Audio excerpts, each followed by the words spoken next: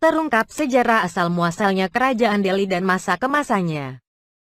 Kesultanan Delhi adalah sebuah kesultanan yang didirikan pada tahun 1632 oleh Tuanku Panglima Gocah Pahlawan di wilayah bernama Tanah Delhi, kini Medan dan Kabupaten Deli Serdang, Indonesia. Kesultanan Delhi masih tetap eksis hingga kini meski tidak lagi mempunyai kekuatan politik setelah berakhirnya Perang Dunia II dan diproklamasikannya kemerdekaan Indonesia. Di Sumatera Utara terdapat dua kerajaan Islam atau Kesultanan Melayu yang terkenal, yaitu Kesultanan Delhi dan Kesultanan Serdang. Kesultanan yang pertama kali berdiri adalah Delhi. Dalam perkembangannya, kemudian terjadi friksi dan konflik internal antara keluarga raja dalam Kesultanan Delhi tersebut. Akibatnya, muncul kemudian kesultanan baru yang memisahkan diri dari Delhi, yaitu Serdang. Pendirian. Sejarah berdirinya Kesultanan Delhi dapat dilihat dari Hikayat Delhi.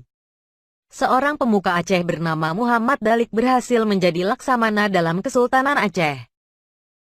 Muhammad Dalik, yang kemudian juga dikenal sebagai Gocah Pahlawan dan bergelar Laksamana Huja Bintan. Ada pula sumber yang mengeja Laksamana Kuda Bintan,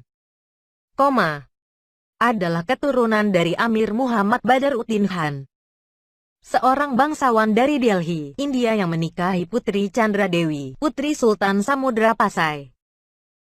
Dia dipercaya Sultan Aceh untuk menjadi wakil bekas wilayah kerajaan Haru yang berpusat di daerah Sungai Lalang Percut. Sri Paduka Gocah Pahlawan bersama pasukannya pergi memerangi kerajaan Haru di Sumatera Timur pada tahun 1612 dan berhasil menaklukkan kerajaan ini. Pada tahun 1630, ia kembali bersama pasukannya untuk melumpuhkan sisa-sisa kekuatan Haru di Delhi Tua. Setelah seluruh kekuasaan Haru berhasil dilumpuhkan, Gocah Pahlawan kemudian menjadi penguasa daerah taklukan tersebut sebagai wakil resmi kerajaan Aceh dengan wilayah membentang dari Tamiang hingga Rokan. Dalam perkembangannya, atas bantuan kerajaan Aceh, Gocah Pahlawan berhasil memperkuat kedudukannya di Sumatera Timur dengan menaklukkan kerajaan-kerajaan kecil yang ada di daerah tersebut.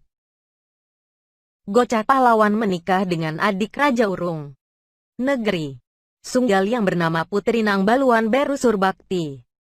Sunggal merupakan sebuah daerah Batak Karo yang sudah masuk Melayu, sudah masuk Islam.